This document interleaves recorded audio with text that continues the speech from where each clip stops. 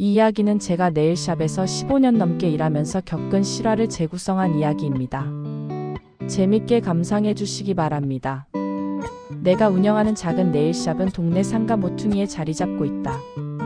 이곳은 내게 단순한 일터가 아니라 수많은 사람들의 삶의 조각들이 스쳐 지나가는 정거장 같은 곳이었다. 손님들은 손톱을 맡기는 몇 시간 동안 마음의 빗장을 풀고 소소한 일상부터 깊은 고민까지 스스럼 없이 털어놓곤 했다. 그중 단골 손님이셨던 50대 고객님이 있었다. 그녀는 1년 넘게 꾸준히 우리 샵을 찾아주셨고 덕분에 우리는 단순한 손님과 원장 사이를 넘어 서로의 안부를 묻는 익숙한 이웃이 되었다. 매번 시술이 끝나면 원장님, 집에 가서 바로 입금해 드릴게요. 라고 말씀하셨고 나는 아무 의심 없이 네 그러세요. 하고 보내드렸다.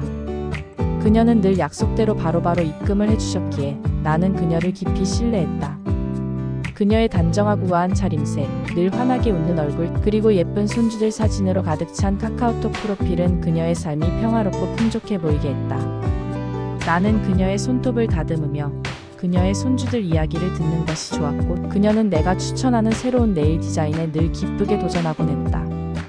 그렇게 우리는 서로에게 익숙한 존재가 되어갔고 나는 그녀와의 관계가 이 동네에서 가장 든든한 연결고리 중 하나라고 생각했다. 그런데 2달 전쯤이었나. 평소처럼 시술을 마치고 돌아가신 후 입금이 되지 않았다. 처음에는 바쁘셔서 잊으셨나? 하고 대수롭지 않게 넘겼다. 그녀가 늘 그래왔던 것처럼 곧 입금해 주리라 믿어 의심치 않았다. 워낙 단골이시고 우리 샵 앞을 매일 출퇴근하면서 지나다니는 분이라 언젠가 입금해 주시겠지 싶었다. 하지만 하루가 지나고 이틀이 지나도 입금 소식은 감감무소식이었다. 나는 마음속으로 혹시 무슨 일이라도 생기신 건가 하는 걱정을 하면서도 그래도 오랜 단골인데 설마 무슨 일이 있겠어 하고 애써 불안감을 털어냈다. 하지만 불안감은 생각보다 쉽게 사라지지 않았다. 며칠 후 나는 혹시나 하는 마음에 그녀에게 조심스럽게 문자를 보냈다. 안녕하세요 고객님. 혹시 입금 확인 부탁드려도 될까요? 그녀에게는 아무런 답장이 없었다. 문자를 보낼 때까지만 해도 나는 그녀가 바빠서 답장을 못했을 것이라 생각했다. 하지만 답장이 없는 시간이 길어질수록 나는 점점 더 깊은 불안감에 빠져들었다. 그 후로도 나는 며칠에 한 번씩 그녀의 카카오톡 프로필을 확인했다. 그녀의 프로필 사진은 여전히 예쁜 손주들 사진으로 바뀌고 있었고 나는 그 사진을 볼 때마다 왠지 모를 배신감과 함께 복잡한 감정에 휩싸였다. 분명 핸드폰을 보고 계실 텐데 왜 답이 없으실까? 혹시 내가 실수로 보낸 문자를 보지 못하신 걸까? 나는 별의별 생각을 다하며 애써 그녀를 이해하려고 노력했다. 그녀와의 관계가 깨질까 두려웠던 나는 그녀의 행동을 합리화하기 위해 스스로에게 수많은 변명을 늘어놓았다. 단골 손님인데 내가 너무 성급하게 굴었나? 그냥 좀 더 기다려볼까? 나는 내가 가진 불안감과 그녀에 대한 신뢰 사이에서 갈피를 잡지 못하고 혼란스러워했다. 더군다나 이분은 옆 가게 부동산 사장님과도 절친한 사이였다. 그분 소개로 오신 손님들도 몇 분 계셨기 때문에 괜히 입금 문제로 이야기를 꺼냈다가 소문이라도 날까봐 망설여졌다. 5만 원 가지고 째째하다는 소리를 듣기도 싫었고 혹시나 안 좋은 소문이 나서 다른 단골들에게까지 피해가 갈까봐 꾹 참았다. 특히 우리 동네에서는 그런 사람 없어라며 나를 안심시켜주던 부동산 사장님의 얼굴이 떠올라 더욱 입을 열 수 없었다. 나는 그저 묵묵히 기다릴 수밖에 없었다. 그녀가 언제쯤 다시 샵 앞을 지나갈지 혹은 언제쯤 내게 먼저 연락을 줄지 매일매일 그녀의 모습을 기다렸다. 샵 문을 열 때마다 혹시 그녀의 입금 알림이 와 있지는 않을까 하는 기대로 핸드폰을 확인하고 샵 앞을 지나가는 사람들의 모습을 흘끗 보며 그녀를 찾곤 했다. 그렇게 하루하루가 지날수록 나의 인내심은 조금씩 한계에 다다르고 있었다. 처음의 걱정은 기대로, 기대는 불안으로, 그리고 결국 분노로 변해갔다. 그녀의 모습이 보이지 않는 날이 계속될수록 나는 마치 나 혼자만 이 싸움을 하고 있는 것 같은 외로움에 시달렸다. 그녀가 떳떳하지 못하게 샵 앞을 지나가지 않는다는 사실을 깨달았을 때 나는 그녀의 의도적인 회피와 마주한 것 같아 더욱 깊은 절망감을 느꼈다. 샵 앞을 지나는 모든 발걸음 소리에 귀를 기울이고 시선을 빼앗기는 것은 일종의 강박이 되어버렸다. 마치 내가 그녀의 눈치를 보며 숨어 사는 듯한 기분이었다. 나는 이 동네에서 떳떳하게 장사하는 사람인데 왜 내가 이런 감정을 느껴야 하는지 분하고 억울했다. 참다 못해 몇 번 더 연락을 드렸더니 매번 똑같은 핑계만 늘어놓으셨다. 어머 원장님, 은행 어플이 지금 안 돼서요. 3일 내로 꼭 해드릴게요. 또는 내일 바로 넣어드릴게요. 와 같은 손바닥으로 하늘을 가리는 듯한 뻔한 변명들이었다.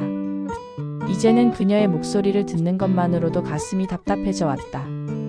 나는 더 이상 그녀의 말을 믿을 수 없게 되었다. 그녀의 변명은 마치 허공에 흩어지는 먼지처럼 아무런 의미가 없었다.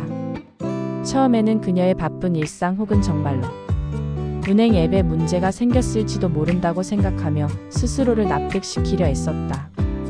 하지만 똑같은 핑계가 반복될수록 나는 그녀가 나를 기만하고 있다는 사실을 직시하게 되었다. 그녀의 거짓말은 점점 더 뻔뻔해졌고 그 뻔뻔함은 내 속을 끓어오르게 만들었다.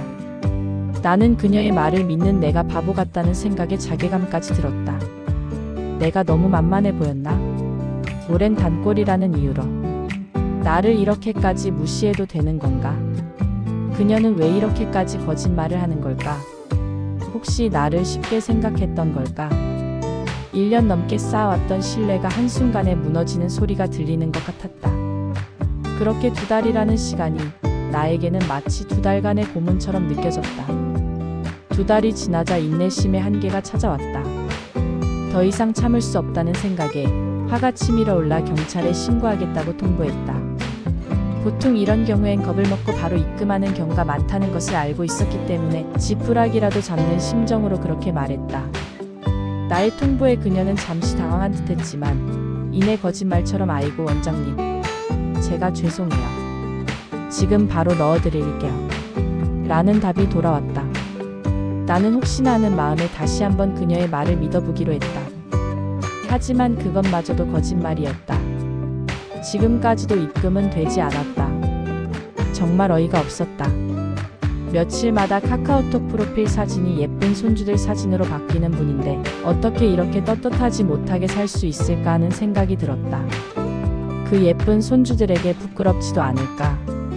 나는 그녀의 이중적인 모습에 큰 충격을 받았다. 겉으로는 우아하고 단정하며 남들에게는 좋은 이웃이자 자랑스러운 할머니로 보이고 싶었을 텐데 정작 5만 원의 나와의 관계에서는 이렇게 무책임하고 뻔뻔한 태도를 보인다는 사실이 나를 너무나도 화나게 했다. 1년 넘게 그녀에게 베풀었던 친절과 신뢰가 한순간에 무너지는 것을 보며 나는 사람 관계란 무엇일까라는 근본적인 질문에 부딪혔다. 결국 그 돈은 포기하기로 했다. 같은 동네에 사는데 언제 어디서 마주칠지도 모르면서 어떻게 이렇게 뻔뻔할 수 있는지 이해가 되지 않았다. 내가 우스웠던 걸까?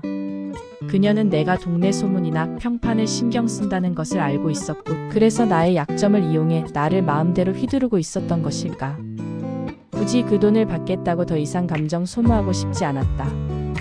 그녀의 거짓말을 듣는 것도 그녀의 뻔뻔한 태도를 마주하는 것도 나에게는 너무나 큰 스트레스였다.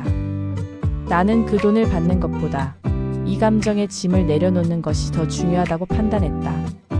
그녀에게는 작은 금액일지 몰라도 나에게는 그녀와의 관계에 대한 배신감과 상실감 그리고 스스로에 대한 자책감까지 뒤섞인 복잡한 감정의 덩어리였다. 그 덩어리를 억지로 끌어안고 있기에는 내 마음이 너무 지쳐 있었다. 돈을 포기한다는 것은 단순히 금전적 손해를 감수하는 것을 넘어 그녀와의 관계를 완전히 끝내고 내 안의 분노와 상처를 치유하겠다는 나의 의지 표현이었다. 그녀를 향한 미련과 기대를 완전히 내려놓는 마지막 단계였다. 그냥 안 좋은 경험 하나 했다고 치기로 했다. 사람을 너무 쉽게 믿지 말고 돈 문제는 더더욱 확실하게 해야 한다는 값비싼 교훈을 얻은 셈이다. 이 교훈은 단순히 금전적인 손해를 넘어선 것이었다. 1년 넘게 쌓아온 신뢰가 무너지는 과정에서 느꼈던 감정적 소모, 불안, 배신감, 그리고 스스로에 대한 자괴감까지 이 모든 것이 내가 치른 값이었다. 나는 이번 일을 통해 손님과의 관계에서도 적절한 선을 유지하는 것이 얼마나 중요한지 깨달았다. 친절함은 베풀되 개인적인 관계는 만들지 않는 것. 이 둘은 엄연히 다르며 나는 이 차이를 명확히 구분하지 못했다는 것을 인정해야 했다. 손님을 단순히 돈벌이의 대상으로 보지 않고 인간적으로 대하려 했던 나의 노력이 오히려 상대방에게는 나를 쉽게 생각하게 만드는 빌미가 될 수도 있다는 것을 뼈저리게 느꼈다. 그것이 나를 지키는 가장 현명한 방법이라는 것을 알게 되었다. 앞으로는 이런 일이 절대 없도록 철저하게 관리해야겠다고 다짐했다. 모든 손님에게 선불 결제 원칙을 안내하고 혹시라도 후불 결제가 필요한 경우엔 그 자리에서 바로 입금 요청을 하거나 다음 예약 시 선결제를 유도하는 등 명확하고 시스템화된 방식을 도입하기로 했다. 이러한 변화는 단순히 돈을 지키기 위한 것이 아니었다. 이는 내 사업의 전문성을 높이고 불필요한 감정 소모로부터 나 자신을 보호하기 위한 장벽을 세우는 작업이었다. 친절함은 여전히 내 샵의 가장 중요한 가치로 남겠지만 그 친절함이 나의 취약점이 되지 않도록 규칙과 경계를 명확히 하는 것, 그것이 내가 이번 경험을 통해 얻은 가장 큰 깨달음이었다. 그녀가 남긴 것은 텅 빈 예약함과 함께 진짜 관계란 무엇인지에 대한 중요한 질문이었다. 나는 그녀의 빈자리를 바라보며 오늘도 나의 손님들에게 진심을 다해 손톱을 다듬어주고 있다. 하지만 이제는 더 이상 언니 동생 같은 호칭을 먼저 건네거나 개인적인 이야기를 깊이 나누려 하지 않는다. 손님에게 친절하되 일과 사생활의 경계를 분명히 긋는 것. 그것이 그녀가 나에게 남기고 간 마지막 교훈이었다.